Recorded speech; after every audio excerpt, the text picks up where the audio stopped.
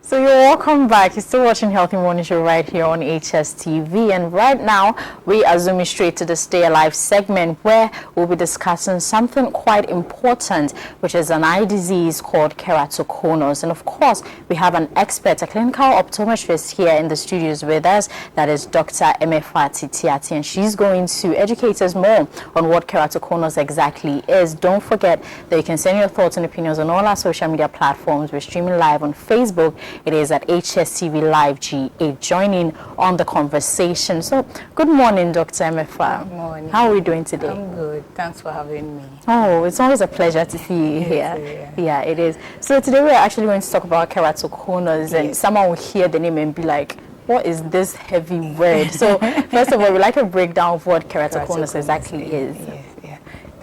This topic is so important for us, and for me as a contact lens specialist, because blindness, I always say blindness can be very devastating. It can. But when you have a condition that gives you blurry vision, it's more devastating and very frustrating. Keratoconus used to be a condition that is not so common. The treatment option was not available until recently, where I am a specialist in managing that condition and only available at PMF Eye Care, where I work, you know. So somebody may be now asking, what then is keratoconus? So the eyeball as a structure has the black portion that we all see, and we call it the cornea. So keratoconus is two words combined. Cornea in another, kera means cornea. And the conus is a cone. So the black portion that we all see, like the white eyeball, and then the black portion is the cornea, which is the kera. It's expected to be dome shape or round or circular, the front surface. So let's say it's dome shape. But people with keratoconus have theirs protruding like a cone. That is why it's called keratoconus. So the coning of the cornea, keratoconus. Oh, wow. And that's just it. Interesting. Okay, so is that a picture of how the keratoconus looks like? We have that on our screen.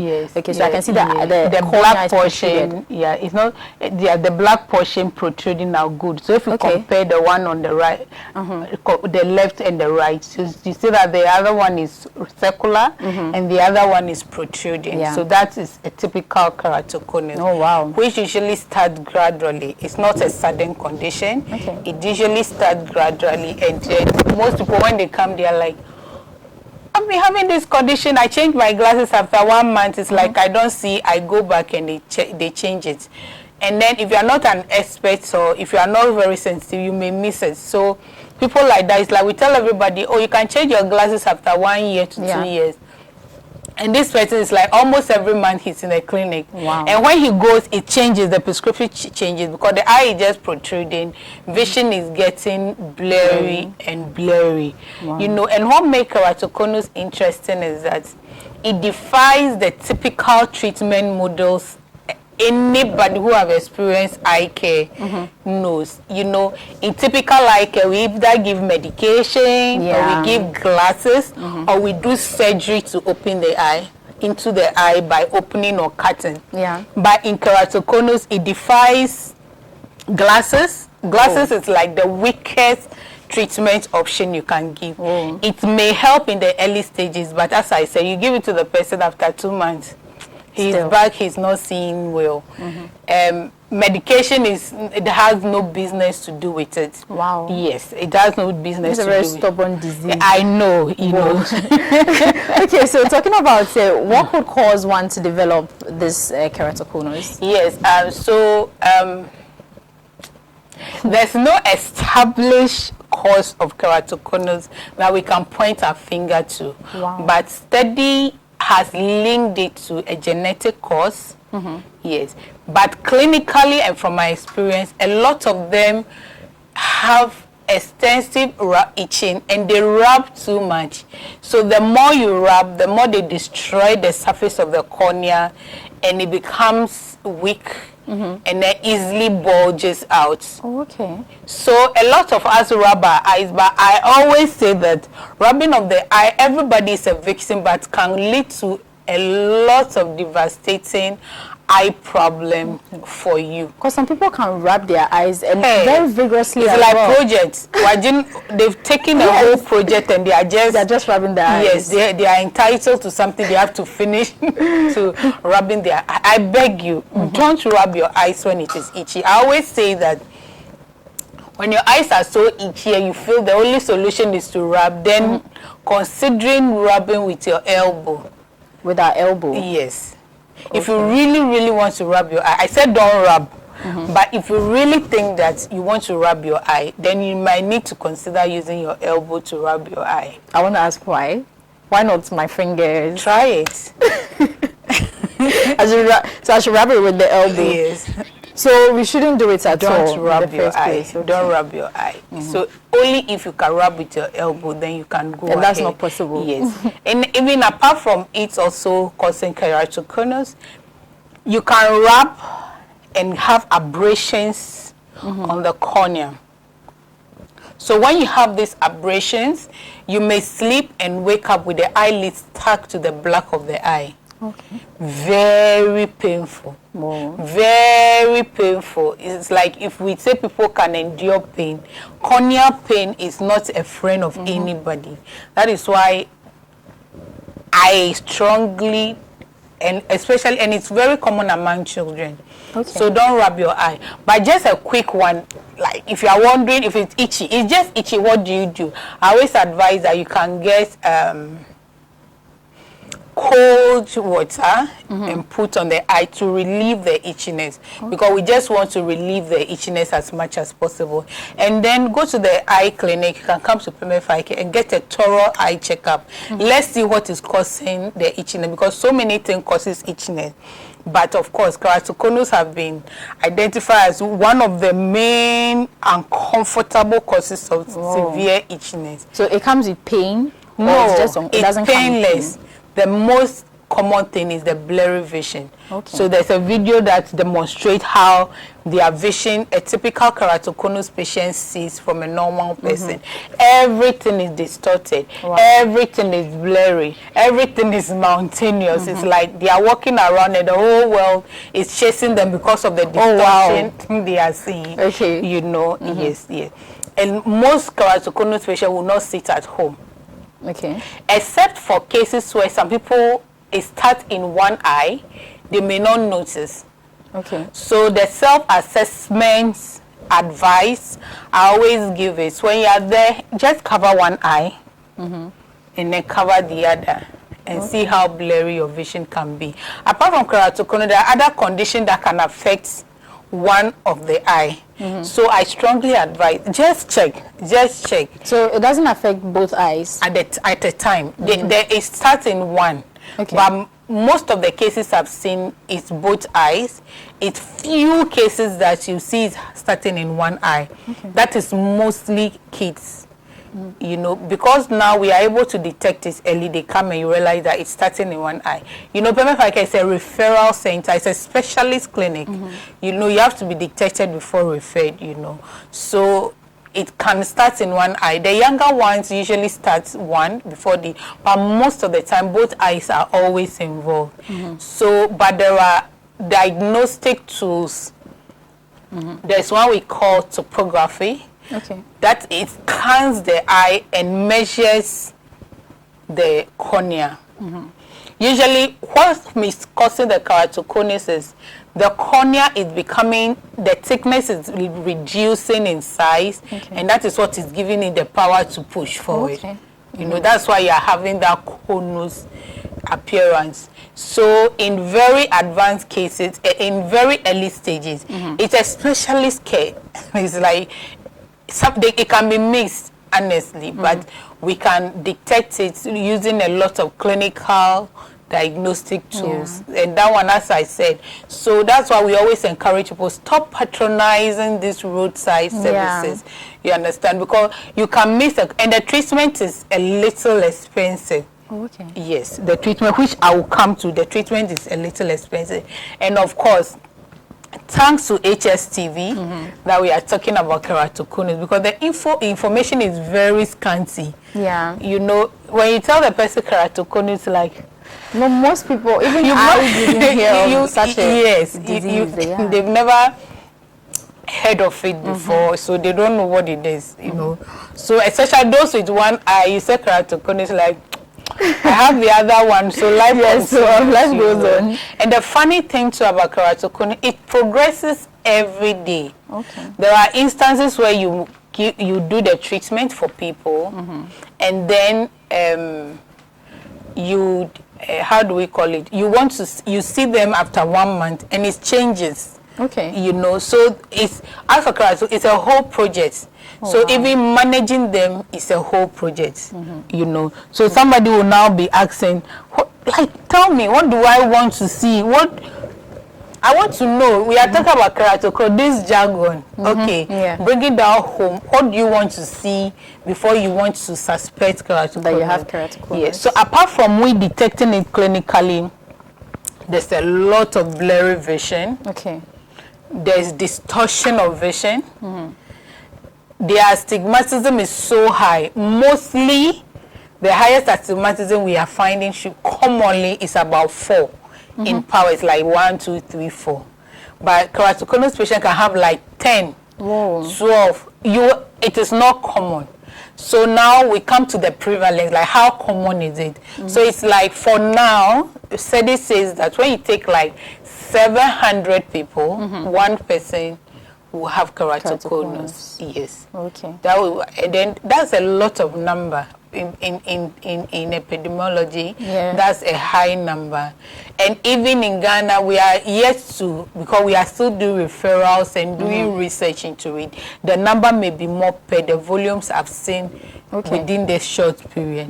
You know. So a lot of people are getting this keratoconus. They are not getting. They have it. They have it. It's not like a disease they are contracting. It's been there. Some people don't know. They don't know why their vision kept changing till finally they are like, no, I'm suspecting, because they suspect, they refer, we confirm before we do the management. Yes. Okay. So yeah. So I was talking about the symptoms. So distorted vision, blurry vision, high astigmatism, and they are very sensitive to light. Yes, because you know the cornea is like a glass. Light is supposed to penetrate smoothly. Yeah. Now the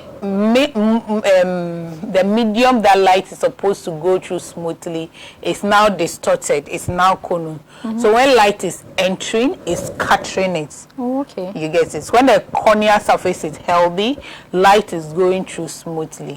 When it is not healthy, because of keratoconus, it's so distorted. So light is going in and it's like, wow, taekwondo going on. It might be uncomfortable. Yes, very uncomfortable. So they have a lot of sensitivity to their eye. Worst case, they can lose their vision. There's a case I've seen, the cornea has become so almost at the end, you can, when you get close to you are looking at the person's eye, you are seeing this thing pointing out and looking at. So when they blink, their eyelid can even bruise it. A lot of them even end up having scars. Whoa. You know, okay, it's so like somebody having a long picture on the screen over there. So is it something like this? Yeah, but this is even so mild. This is mild. Yes, that's a bad one. So the person is looking down, and you see the protrusion over the eyelid. So somebody like that, when they are blinking, the surface tends to become, they have what we call corneal scars. You know, because it's like the tallest, when there's a blade coming, it will keep scratching the surface. So they tend to have a lot of corneal scars. So we are hoping that when it is detected early, they don't develop the scars, we call something the stria.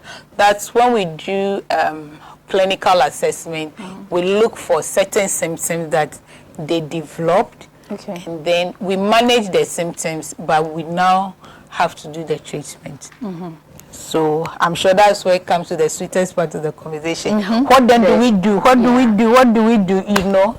Yeah, as I said, when it starts early, we could introduce them to glasses. Okay. that's the early stage. But of course, from experience, after 3 months, after the person has, even if the person spends 200 and after 3 months you said produce another one, you need a lot of questions to answer. But for me, I don't do glasses with keratoconus patient because it's a waste of time. It's pointless. Yeah. Then we have few of them. We have what we call the soft contact lenses that you can give them. It's also like 30% success. Oh wow. They may not, it's not helpful. But in the very early stage, you know, we have the early, moderate, and very advanced. You know, so I'm talking about the early stages. Then we have what we call the gas permeable contact lenses. Okay. A lot of people have seen or touched or heard of contact lenses, which is the soft one made with hydrogel, silicones, different materials, but it's very soft. You can fold it. But the gas permeable material is what we use. Is what we mostly use because it is a hard material that you put on the cornea. That also helps with the shaping. Okay. So it improves vision.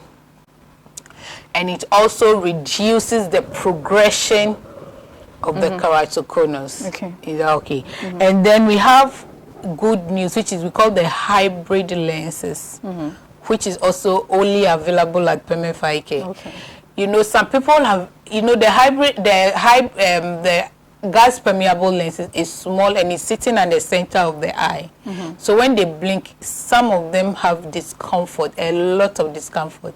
You put in somebody with advanced, you put it in their eye, they can't even open their eyes. So uncomfortable. You know, so we have what we call hybrid contact lenses. That one hybrid in the sense that it's made up of soft and hard. That was mixed together and is broad enough to go under so that when the person blink, they can blink comfortably over it. Oh wow. Yes, so that's the technology of hybrid, which I love so much, my favorite, you know, because patient is comfortable. I mean, you know, the patient is comfortable with the treatment. Yes, you know, and we have available the demo lenses, which we use for the assessment.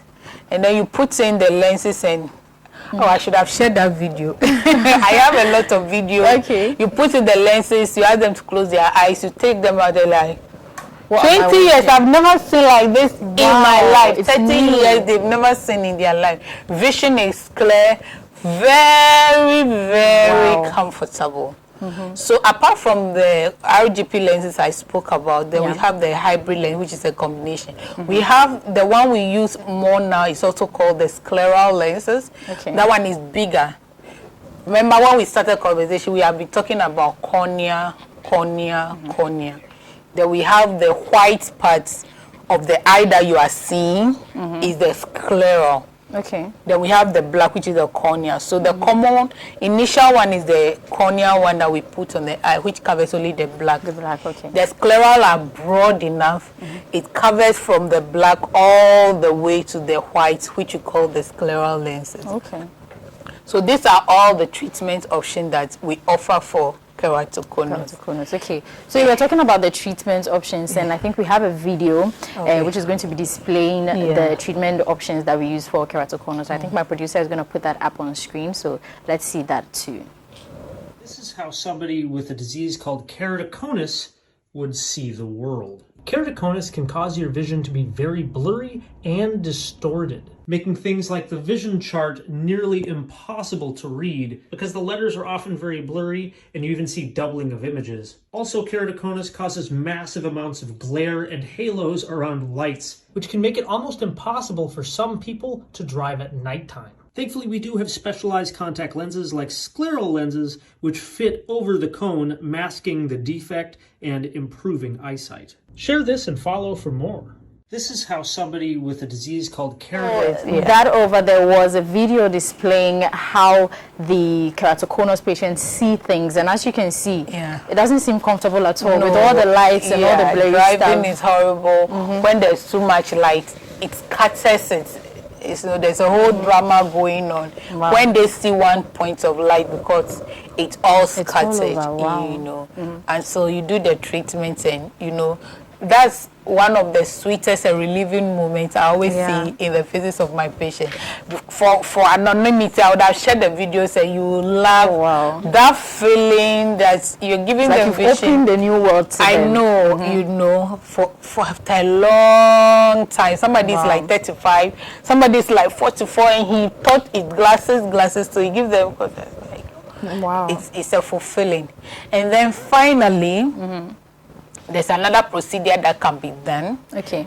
We say, some of us say, we don't call it surgery because, you know, typical surgery, they open or cut. But this one is done with laser. Okay. So they use laser to just kick the cornea back a little. But even with that, I will continue management with the contact lenses to keep the shape in place. So another typical thing for a common man or anybody to understand is the hard contact lenses is just behaving like POP. Okay. So the knee is bent, and then you put POP to just push it back. And once you are doing a straightening, vision gets corrected. And treatment is all about helping the person bounce back to life, having clear vision, driving around, identifying faces, living comfortable life, especially that everybody is on using digital devices, and it's light they are using, you know. So we just, at the end of the day, it is our joy to let the person get back to normal life, have a comfortable and of course a clear vision. Yeah, that's nice. So that's keratoconus for you. Quite uncomfortable, but yeah, there is good news. Of course. You know, yesterday I was telling somebody that now we can travel by air, by road, by sea, and by road, which have been demystified for us last week that we've been talking about. But now you don't need to travel out for advanced eye care, which is include keratoconus management. And thank God for EMEFA eye care. We are there for you. Of course. Yes, we trust you. Yes. Yeah, so concerning keratoconus, are there any vitamins that you would say could help to manage it? No, it's not. This is one stubborn disease. I know. It's just the corneal. It's a structural disease. It's not a physiological disease where they'll say there's processes going on in the eye. It's just the structure of the eye misbehaving. But there are some few medical conditions that is just associated with keratoconus. There's Down syndrome. Some of them have. That one is typical in, so those ones, as you are managing such children, it's very common. It's a genetic disease, as I said. So when those children are born with those conditions and they have it, it's vis-a-vis. So they are managed alongside. Okay. You know. So we're saying it's when the cornea gets weakened and all that, but before the keratoconus comes up, how would you say one can strengthen his or her cornea, or you don't have to do anything to strengthen it? Unfortunately, there's nothing to strengthen. Just everybody is born with very healthy, almost fully developed eyes. That's why we don't have medications or anything to keep the eye more healthy, but the general health, how well you take care of your body, you have a healthy eye. But keratoconus just defies all that, and that's its own thing. It's just a condition that doesn't have we call it, there's no exact environmental cause to it that we are going to prevent. You know, the patient just happened to have it. The young person can develop keratoconus. Adults can develop keratoconus. Anybody can develop keratoconus, you know. So even the 80s plus? By the time you get to 80, if you have keratoconus, it will have manifested, but it's common in the younger ones. But children can also have it, but the common bracket is younger ones and then early adults, but not an old age. We call it's not a geriatric disease. It's not related to old age. You know, by the time the person has it, the person has had it all his life. You know, if there's anything happening, it means it wasn't detected early. It is now being detected. Yeah, but it's not age-related at all. So let's say almost all of my family members have the keratoconus. What are the chances that I'm also going to get it? It's 50-50 chance. Oh, wow. Oh, yes. If it's in the family, it's you know, study is still evolving to understand how it works, because it's not a research I've done, but you have patients that nobody has it in the family, daddy doesn't have it. But in Ghana, family history is very poor because of our data system. Yeah, but that's it. That's it. Okay. So are there any preventive measures that one should take? No, there are no preventive measures. Because so the causative factor, you know, as I said earlier on, there's no exact cause, so there's nothing we want to prevent. Okay. So viewers, you're still watching Healthy Morning Show right here, and we're talking about keratoconus. So if you have any question at all, you can put it on our social media platform. We're streaming live on Facebook. It is at HSTVLIVEGH. I know some of us are out there, we haven't heard of this. However, doctor is here to explain it to us. So the phone lines are open as well. You can also call in, and any question that you have, if it's your family member, if it is you, bring in your question and let doctor answer it for you. You're still watching Healthy Morning. It is the Stay Alive segment. So, doctor, talking about the keratoconus, is there any advice concerning, does it have to do with food that we also eat? Is there any food or something that can make it get worse? No, unfortunately, it's not food related. It's not medication. But the bigger trigger and warning now is the rubbing of the eyes. That one is a not. And remember the rule. You rub with your eyeball and with your elbow. Yes. But when it's too much, just get cold water, put it on the eye, blink as often as possible to relieve it, and then come in and get treated for the discomfort. But talking about the bulging of the eye, you know, some people would say there's a normal bulge, it doesn't is going to go and all that. So what are you also going to say about that? Because you know, when we are talking about keratoconus, we are talking about the cornea, which is the black part of the eye protruding. We have other conditions that can cause the entire eyeball to bulge out when there are growth or tissues inside the eyeball. Typical example is the thyroid diseases. That is not keratoconus. Keratoconus is just the cornea that is protruding, not the eyeball pushing out of the socket. So they are two different things. So it's just extension of the cornea, which is the black part of the eye that we see. You know, when you go outside, you don't see black eye. You know, they are green, brown, different color. But blue, you know, Ghana, ours is like mid-brown, black, you know. So that's what we are talking about. It's actually the colors we are seeing. You know, the cornea is a glass structure in front of the eye. Behind it is an iris, and that is what is reflecting through the glass we are seeing as black.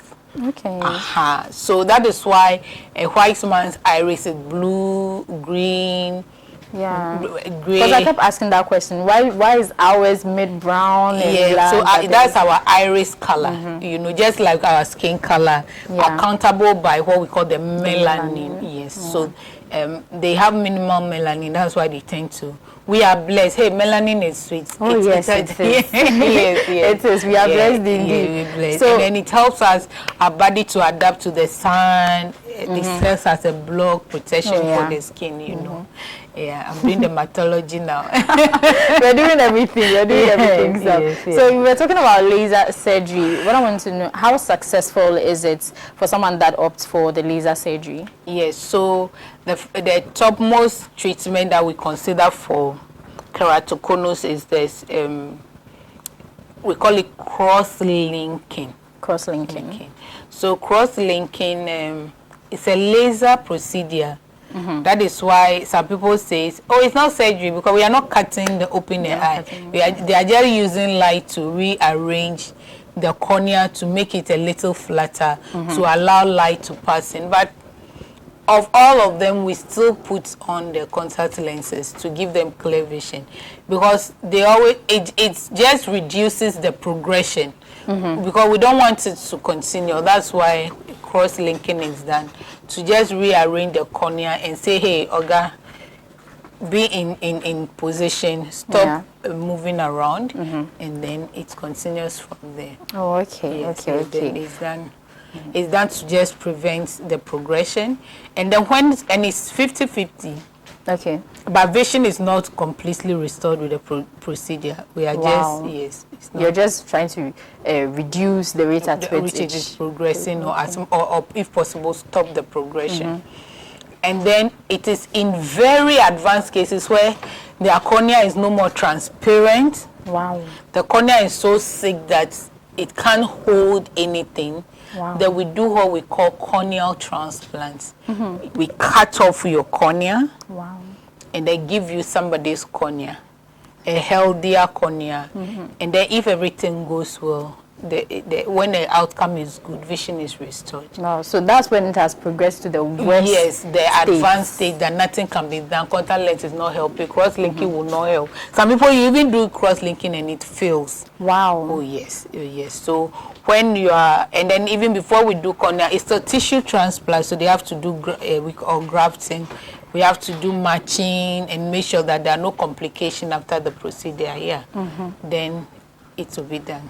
Oh, okay, that's quite interesting. So, talking about the age of people that actually actually get this keratoconus. Okay, so I have JK joining me. James is here with us. Yeah, so James, we're talking about keratoconus. Finally, we get to pronounce the word. Yes, I remember when I said the word, I should repeat it and stuff. Yeah, keratoconus. It's quite interesting that we're sharing light on this because each and every time we're talking about problems with the eye, we are very particular about glaucoma. That's the only thing we know. But this one sounded fresh and really new, and I'm happy we are touching light on this topic as well. Yeah, definitely. So, wrapping it all up, what is the last thing that you want to say to my viewers? What is the last advice?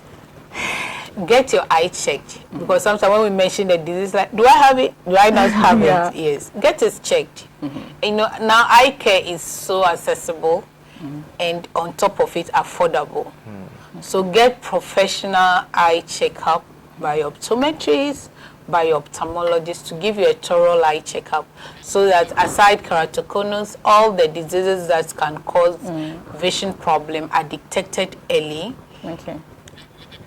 I always tell people, if you feel you can see well, still please come and see us once a year, out of the 12 months, out of the 30 days in the month, just one day. So the 365 days, just give us one day and get your eyes checked. And you see, and the younger ones are the culprit, eh?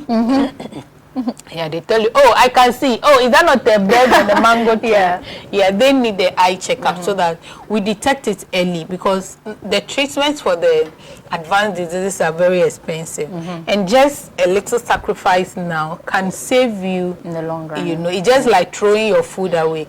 Like if your food is poisoned, that's 30 cedis. Throw it away instead of getting a disease that you need millions and then lives in hospital to manage. Eye care you need, so eat well, rest well.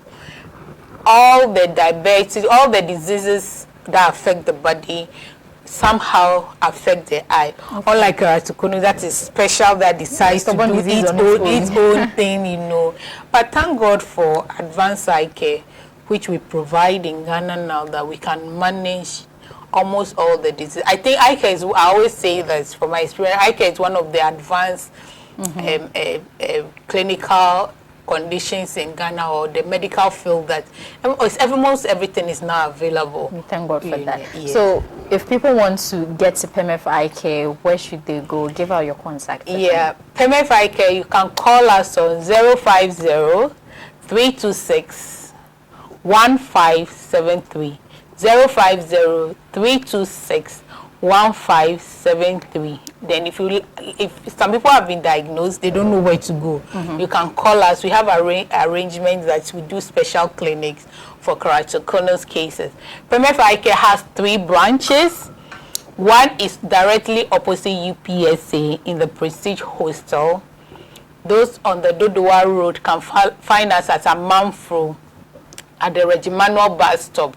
There's a building there. You miss it. Well labeled. PEMEF Eye Care is at the Regimanuel bus stop. And at Oyarifa, when you get to the Richard Plaza at Oyarifa. The only speed ramps at Oyarifa, you just stop at the speed ramp and branch. You find PEMEFA care on the first floor on the Richard Plaza.